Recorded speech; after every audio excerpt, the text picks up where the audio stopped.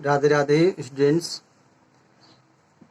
आज मैं आपको क्लास 12th का केमिस्ट्री चैप्टर 3 इलेक्ट्रोकेमिस्ट्री विद्युत रसायन का जितना क्लास दिया था उसके आगे का टॉपिक आपको पढ़ाने जा रहा हूं। आज के टॉपिक में आपको पढ़ना है सेल स्थिरांक के बारे में और उसके व्यंजक के बारे में। तो सेल स्थिरांक पहले कहते किसको हैं, पहले ये समझेंगे। तो सेल में प्रयोग किए जाने वाले दो इलेक्ट्रोडों के बीच की दूरी और इलेक्ट्रोडों के अनुप्रस्थ काट के क्षेत्रफल के अनुपात को हम लोग सेल स्थिरांक कहते हैं।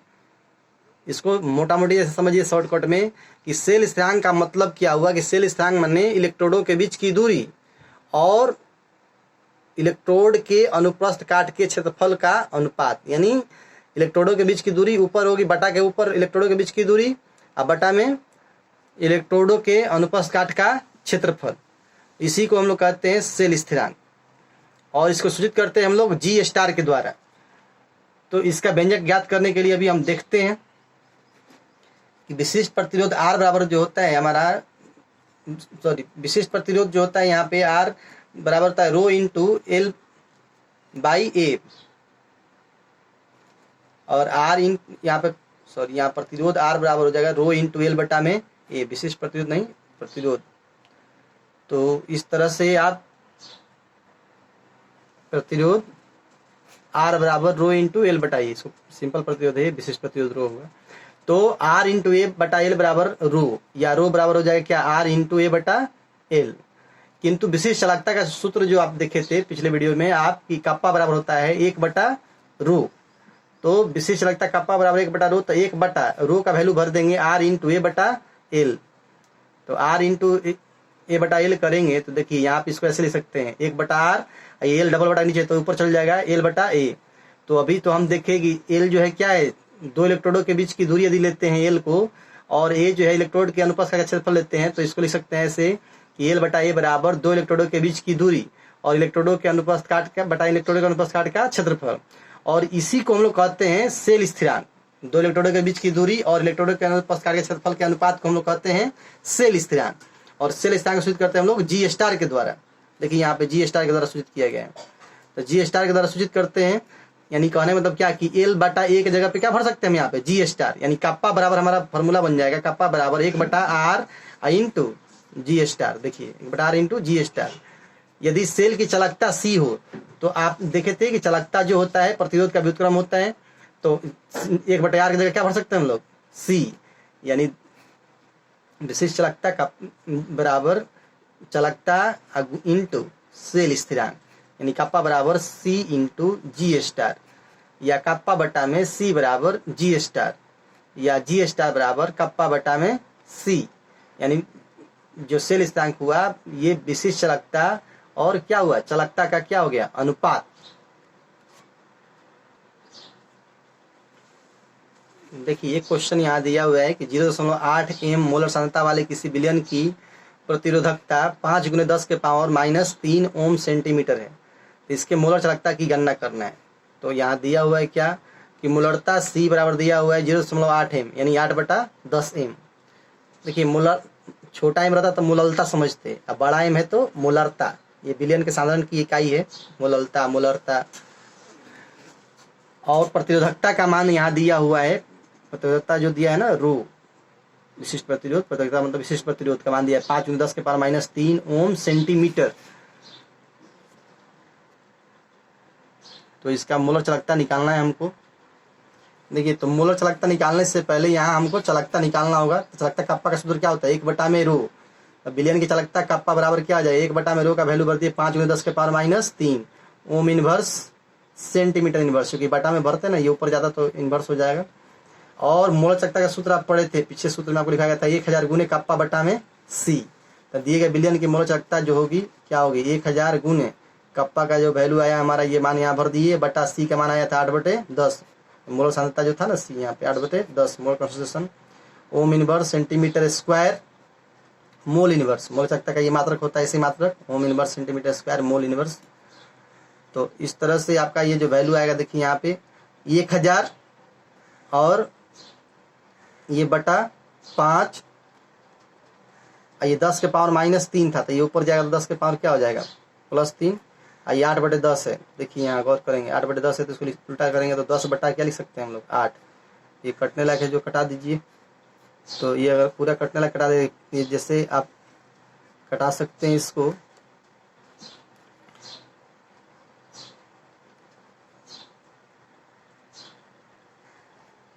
तो देखेंगे यहाँ पे तो 1000 यहाँ बटा 5 10 के पावर -3 था। अगर ऊपर जाएगा तो क्या 10 के पावर 3 सीधा हो जाएगा प्लस में। ये 10 डबल बटा नीचे तो ऊपर चलेगा 10 बटा में 8। ये कटाने का सिस्टम इसका देखिए 5 से कटा दे 10 को 2 बार में, 2 से 8 को कटा दिए 4 बार में, 4 से कटा दिए 1000 को 250 बार में। 250 गुने 10 के power 3 ohm inverse centimetre square mole inverse, यही मोल लगता हुआ इसका। तो 250 यहाँ पे देखिए वैज्ञानिक पद्धति बदलने के लिए क्या कर रहे हैं हम, ये दशमलव यहाँ होना चाहिए, 1 अंक के बाद होना चाहिए। इसके लिए हम क्या करना होगा 2 अंक घसकाना होगा इधर।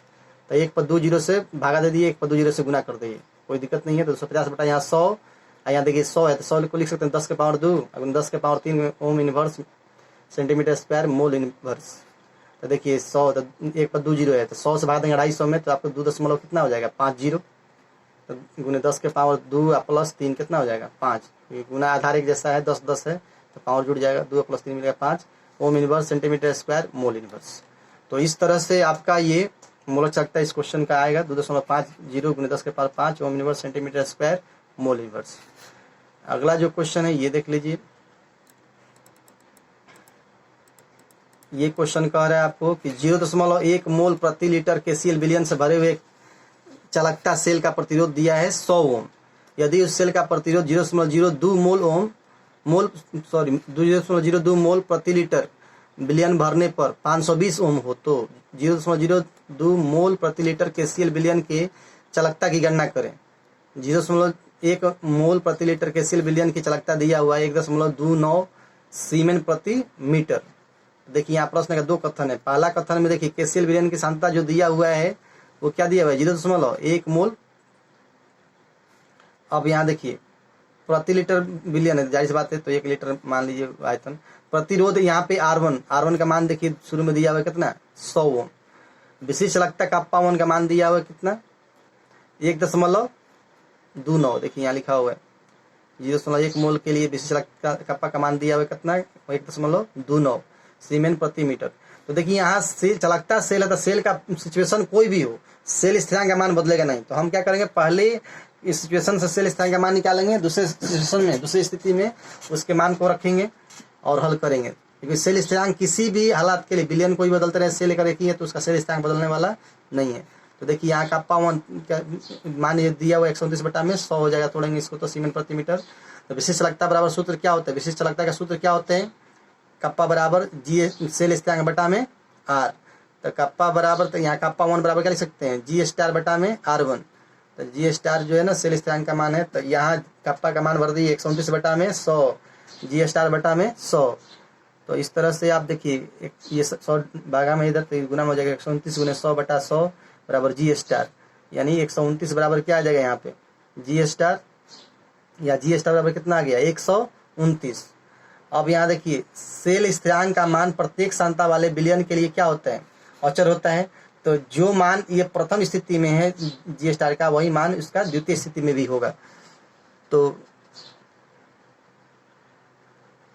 देखिए यहाँ प्रश्न एक दूसरे कथन से जी स्टार का मान वही रह जाएगा जो अभी आया पहली स्थिति के लिए, लेकिन विलयन की सांद्रता दिया है दूसरे कथन में आपको 0.02 एम। तो यहाँ 0.02 एम को यदि सॉल्व करेंगे हम तो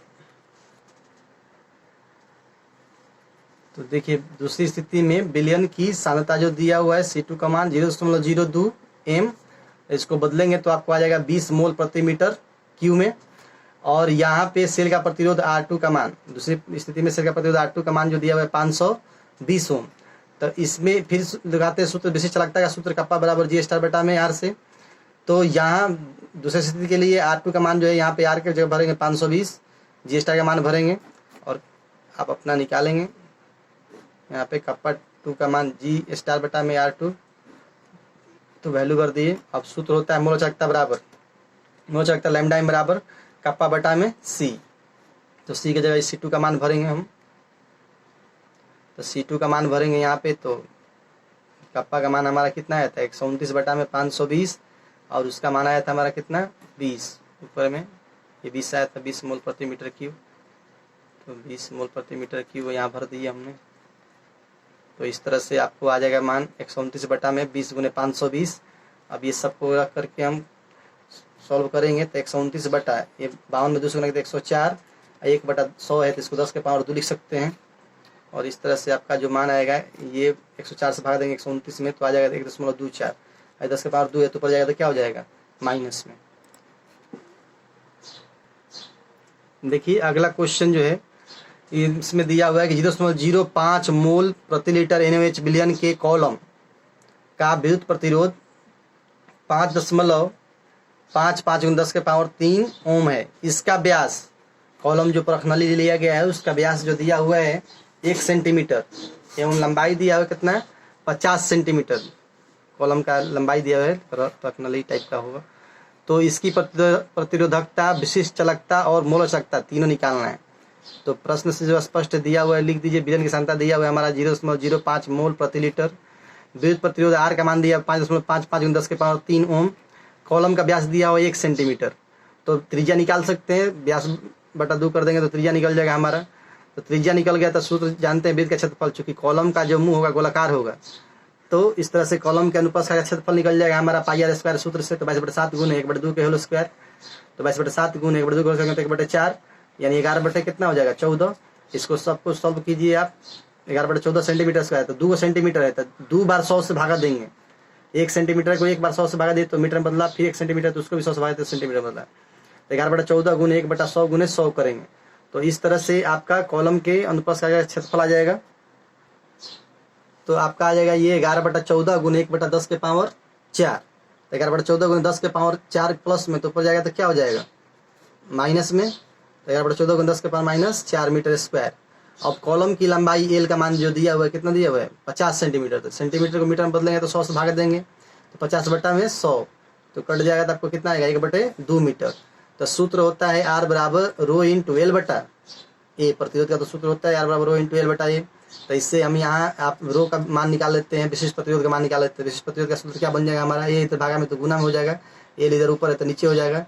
यानी विशिष्ट प्रतिरोध रो का सूत्र बन गया R × A बटा में L। तो विशिष्ट प्रतिरोध यहाँ निकाल लेते हैं, R का मान भर देते हैं, फिर A का मान रख देंगे, फिर उसकी लंबाई जो है 1/2 मीटर वो रख देंगे। फिर इसको सॉल्व करेंगे, कटाएंगे तो देखिए 14 बटा के नीचे तो जाहिर सी बात है बटा के नीचे आ जाएगा। तो जो कटने लायक है उसको कटा दीजिए। ये 2 डबल बटा के नीचे तो ऊपर चल जाएगा। तो इसको इस तरह से हम कर सकते हैं। ये 2 0 2 0 यहाँ कटाया हुआ है तो यहाँ बच गया 10। तो ये 10 लिखा हुआ है, ये 11/14 लिख दिए। 1/2 है तो इसको 2/1 लिखते। 2 से कटा दिए 14 को तो कितना बार कट गया 7 बार में। तो गुना करेंगे अब इसको 555 में 11 से तो 6105 बटा में नीचे बच गया कितना 7। ये 10 के पावर 1 और 10 के पावर -4 है तो -4 आप +1 करेंगे तो 10 के पावर क्या हो जाएगा -3। आधार के सामने पावर जुड़ता है तो 1 आई देखिए प्लस -4 करेंगे ना तो -4 में से घट जाएगा तो क्या हो जाएगा -3 हो जाएगा। -4 + 1 करने पे तो -3 हो जाएगा।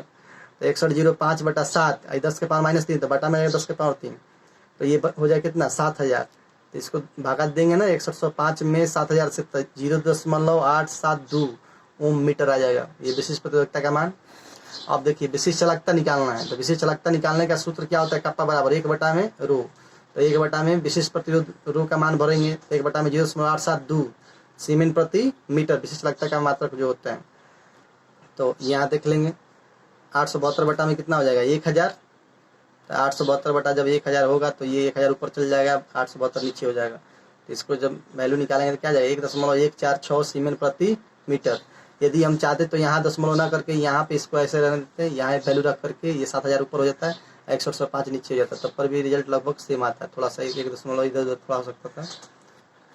अब देखिए मोलर चालकता बराबर सूत्र क्या होता है तो लैम्बडा मोलर चालकता बराबर होता है कप्पा बटा में सी। तो कप्पा का मान हमारा कितना है 1.146 बटा में सी। मोलर सांद्रता कितना है 0.05।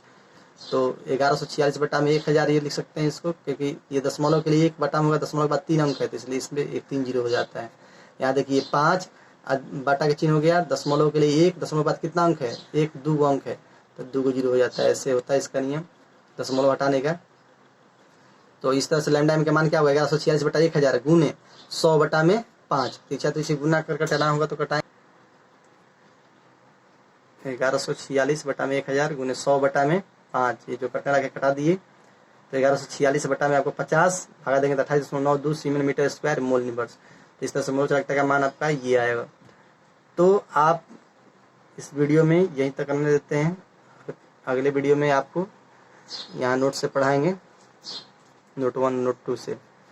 तब तक के लिए राधे राधे।